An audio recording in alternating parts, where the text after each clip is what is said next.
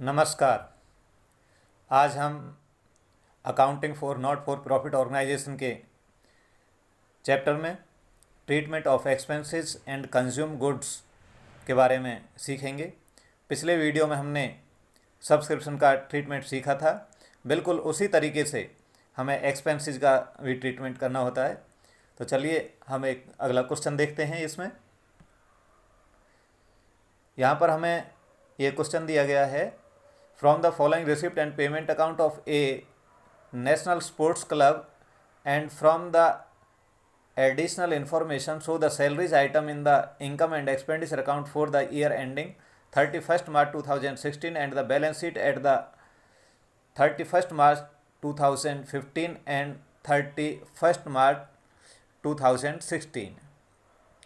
और यहाँ पर हमें ये एक रिसिप्ट एंड पेमेंट अकाउंट का कुछ हिस्सा दिया गया है, जिसमें सैलरीज की पेमेंट दिखाई गई है 2014-15 में 2014-15 की 30,000, 2015-16 की 4 लाख रुपीज़ एंड 2016-17 के लिए 6,000 rupees.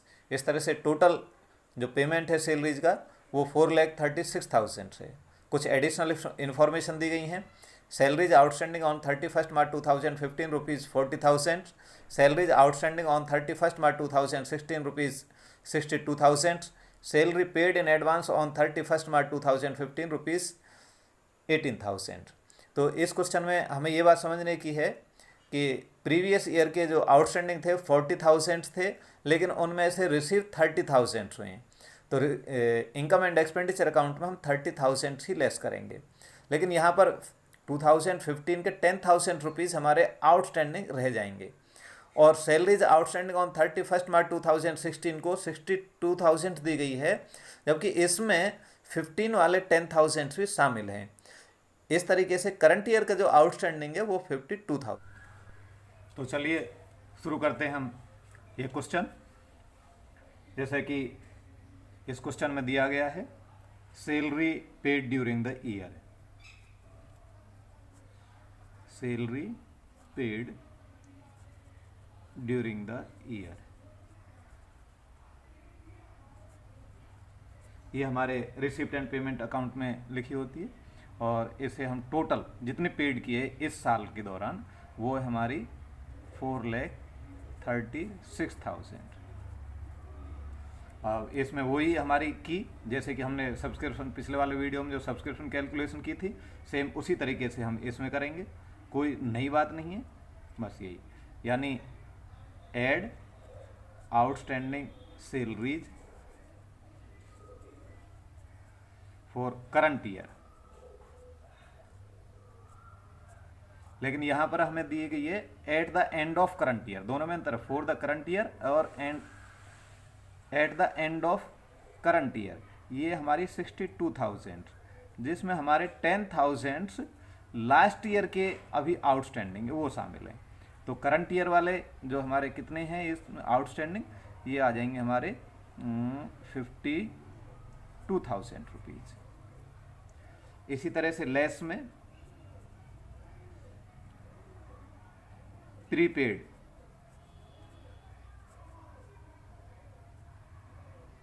For current year, current year के प्रीपेड हमारे यहाँ पर दिए हुए हैं, वो ये हमारे हैं 6,000 रुपीज़, ये हमारे लेस हो जाएंगे। देखिए हमने 11वीं क्लास में भी की थी, जब ये एक्सपेंसेस में आउटस्टैंडिंग या प्रीपेड दिए होते थे तो वहाँ पर आउटस्टैंडिंग को हम ऐड करते थे और प्रीपेड को लेस करते थे, वही यहाँ पर हमने किया है। लेकिन इसमें पिछले साल के भी दिए होते हैं, तो पिछले साल के जो करंट ईयर की एडजस्टमेंट है, पिछले साल की एडजस्टमेंट उसके अपोजिट हो जाती है, यानी जो प्रीपेड होंगे पिछले साल के वो हमारे ऐड हो जाएंगे और जो आउटस्टैंडिंग होंगे पिछले साल के वो हमारे लेस हो जाएंगे। बस इतनी समझनी है। ये दो बातें तो हमने 11वीं क्लास में जो फाइनल अकाउंट बनाए थे तब भी हमने समझ ली थी। तो इसमें ऐड में और हो जाएंगे हमारे क्या, ये प्रीपेड सैलरी,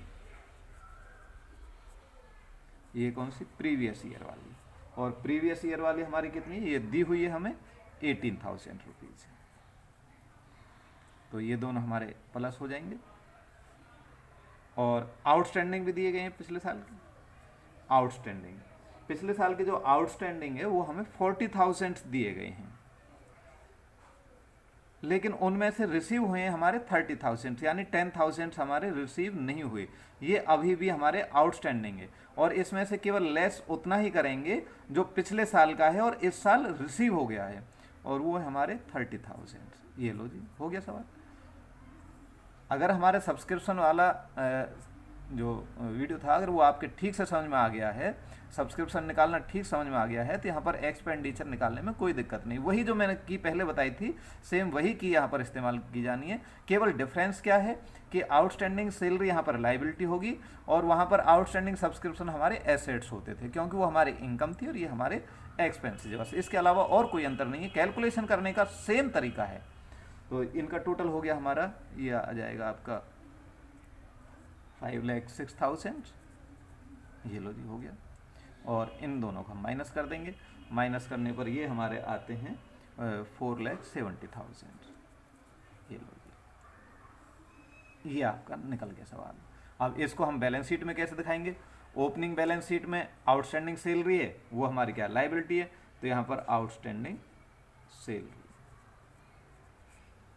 ये प्रीवियस ईयर वाली, ये प्रीवियस ईयर वाली आउटस्टैंडिंग कितने थे। हाँ, ये ध्यान रखना है यहाँ पर कि यहाँ 40,000 हमारे दिए गए थे, तो यहाँ पर 40,000 से पूरे आएंगे, यहाँ पर टोटल आते हैं। और आउटस्टैंडिंग सैलरी करंट ईयर की, वहाँ पर हमने 52,000 लिखी थी, लेकिन ये 62,000 है टोटल है। जो ये इस साल के देखिए दो हैं, पिछले साल के जो प्रीवियस ईयर के 10,000 हमारे बचे हुए हैं और करंट ईयर के हमारे 52,000 से थी, हमारे 62,000 वहाँ पर टोटल दे रखे हैं। तो हमें बैलेंस शीट में तो पूरे टोटल 62,000 ही लिखने हैं। ये लो जी, हो गई। इसी तरह से हमारा प्रीपेड सैलरी,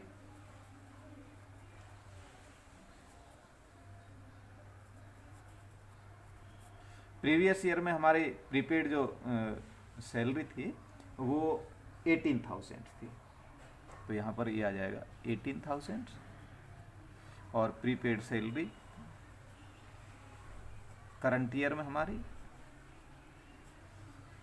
जो कि रिसीट एंड पेमेंट अकाउंट में लिखी हुई है, ये हमारी 6,000 है, तो हम यहाँ पर ये 6,000 लिख देंगे। इस तरीके से हमारा सवाल पूरा हो जाता है। अब हम ये अगला क्वेश्चन करते हैं, इसमें हम कंज्यूम गुड्स की कैलकुलेशन करना सीखेंगे। तो यहाँ पर ये क्वेश्चन दिया गया है, calculate the amount will be posted to income and expenditure account for the year ending 31 March 2015। यहाँ stock of stationery on 1 April 2014, creditor for stationery on 1 April 2014, advance paid for stationery carried forward on 1 April 2014, and stock of stationery on 31st March 2015, creditor for stationery on 31st March 2015 and advance paid for stationery on 31st March 2015। ये amount दिए गए हैं और हमें बताया गया है amount paid for stationery during 2014-15 ₹42,000, यानी साल के दौरान हमने स्टेशनरी के लिए पेमेंट 42,000 का किया है और हमें कैलकुलेट करना है stationery consumed for the current year. इस क्वेश्चन में हमें कितनी गुड्स कंज्यूम्ड हुई हैं इस चीज़ का कैलकुलेशन करना होता है। तो यहाँ पर हमें जो रिसीव्ड एंड पेमेंट अकाउंट में दिया होता है वो मिलता है कि हमने पेमेंट कितना किया। जैसे इसी क्वेश्चन में स्टेशनरी है तो रिसीव्ड एंड पेमेंट अकाउंट में क्या लिखा होगा, पेमेंट फॉर स्टेशनरी, ये दिया होगा आपको रिसीव्ड एंड पेमेंट अकाउंट में, पेमेंट फॉर स्टेशनरी। ये हमारे इसमें दे रखे हैं आपको 42,000। अब इसमें पहले जब पेमेंट फॉर स्टेशनरी दी गई है लेकिन ये नहीं पता परचेज कितनी की गई है, तो पहले तो हम परचेज निकालेंगे। जब परचेज निकल जाएगी तो फिर उसमें से कंज्यूम कितनी हुई है, कितनी बच गई, कितनी कंज्यूम हुई है, कंज्यूम निकाल लेंगे और कंज्यूम को हमें इनकम एंड एक्सपेंडिचर अकाउंट में दिखाते हैं। तो पहले यहाँ से पेमेंट फॉर स्टेशनरी जो दिया गया है इससे हम परचेज ऑफ स्टेशनरी निकाल लेंगे। तो फार्मूला हमारा वही रहेगा जैसा अभी पिछले में हमने सैलरी वाले में किया था कि यहाँ पर ऐड क्या कर देंगे, हमने पेमेंट कर दिया लेकिन फिर भी आउटस्टैंडिंग पेमेंट अगर कुछ रह गया तो उसे हम जोड़ देते हैं। तो यहाँ पर आउटस्टैंडिंग पेमेंट के लिए यहाँ पर क्या कहा गया है, क्रेडिटर्स। अगर करंट ईयर का कोई क्रेडिटर हमारा है तो उसे हम जोड़ देंगे। ये करंट ईयर वाले, ये क्रेडिटर कितने दे रखे हैं हमें, ये 8000 दिए गए हैं, तो 8000 हमारे यहाँ पर जुड़ जाएंगे। वैसे भी आप सवाल को समझ के देखिए कि हमने किसी के लिए पेमेंट मान लीजिए 42,000 किए हों और बाकी बच भी गए हों, यानी अभी बैलेंस भी बच रहा हो उनका 8000 रुपीज़ का, इसका मतलब कितने का परचेज किया है, इन दोनों को हम जोड़ देंगे। 50,000 रुपये का परचेज किया होगा तभी तो हमने पेमेंट 42,000 कर दी और फिर वो कहता है ये 8,000 और रह गए, तो ये 8,000 हमारे और बचे हुए हैं। तो अब ऐसे में हम क्रेडिटर्स को क्या करेंगे, सही परचेज निकालने के लिए उसे हम ऐड कर देते हैं और इसी तरह से हम लेस करेंगे। अगर ऐसे क्रेडिटर कोई पिछले साल के बच गए हैं तो उन्हीं क्रेडिटर को हम लेस कर देते हैं। क्रेडिटर प्रीवियस ईयर, क्रेडिटर हमारे प्रीवियस ईयर बचे हुए हैं 4,000 रुपीज़, ये हम लेस हो जाएंगे। अब इसमें एक चीज़ और लेस क्या करेंगे, पेड इन एडवांस। अगर करंट ईयर की कोई पेड इन एडवांस है तो उसे हम क्या करते हैं, जैसे क्रेडिटर हमने ऐड किया था तो पेड इन एडवांस उसका उल्टा हो जाएगा, पेड इन एडवांस ये करंट ईयर का, इससे हम क्या कर देते हैं, लेस कर देते हैं। और करंट ईयर का पेड इन एडवांस दे रखा हमें 1,500 रुपीज़, ये लो जी, ये हो गया। इसको भी फिर और ज़्यादा आसानी समझ लीजिए इस बात को, केवल एक चीज़ हम क्या, पेमेंट और पेड इन एडवांस दो का अगर ध्यान रखें तो देखिए कैसे क्यों लेस करते हैं हम इसे, कि मान लीजिए हमने किसी को पेमेंट की 42,000 की, वो कहता है जी आपके 1,500 एडवांस हैं, तो अब बताओ परचेज कितनी रही, परचेज यही तो रहेगी, कोई 42,000 की परचेज नहीं, कम की परचेज की, तभी तो हमारे ये बचे हैं, और कम के लिए हम क्या करते हैं, इनको लेस कर देते हैं। इसी तरह से अगर ये लास्ट ईयर के होते तो हम इनको क्या कर देते, ऐड कर देते। तो ये ऐड पेड इन एडवांस, ये लो जी, पेड इन एडवांस, ये हैं हमारे दिए गए हैं आपको paid in advance previous year के। हाँ ये लिख देता हूँ, प्रीवियस ईयर याद रहेगा, ये 6,000 रुपीज़, ये लो जी। अब ये हमारी जो निकल करके आएगी ये होगी हमारी परचेज निकल करके आएगी, इनको पहले कैलकुलेट कर लेते हैं। ये हमने प्लस कर दिए और 5,500 रुपीज़ ये हमने माइनस कर दिए, और जो ये हमारे निकल के आया जो अमाउंट, ये 50,500, ये हमारा क्या होगी, परचेज ड्यूरिंग द ईयर।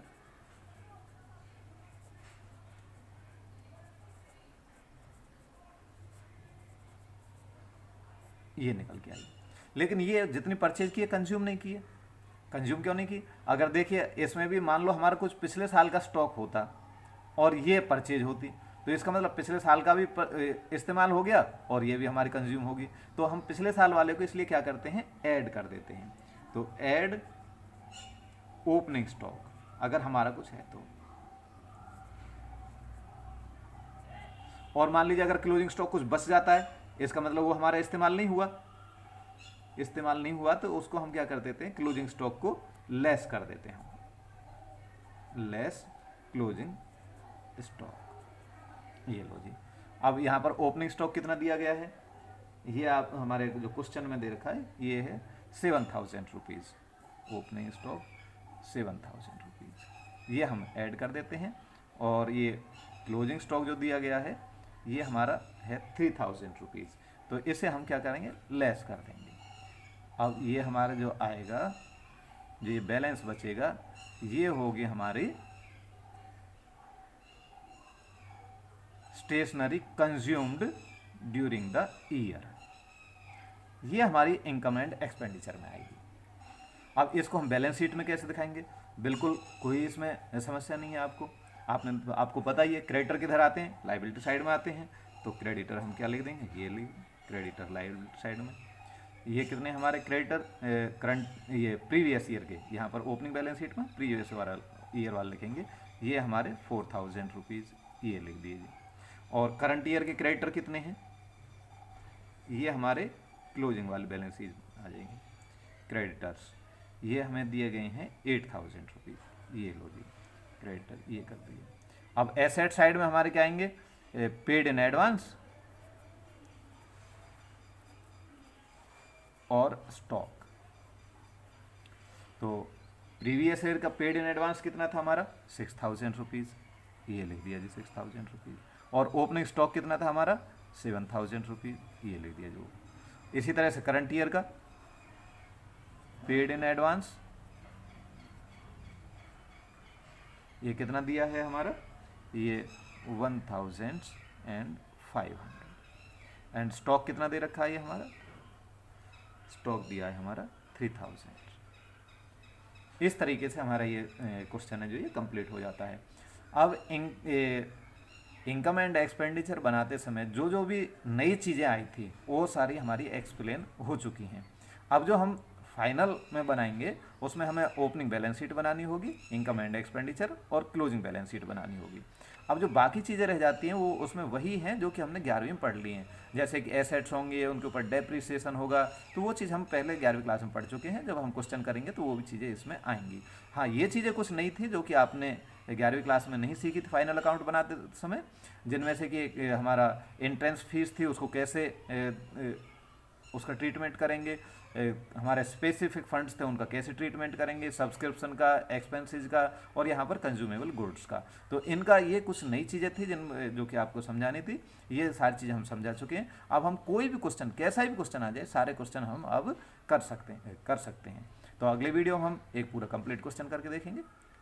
नमस्कार।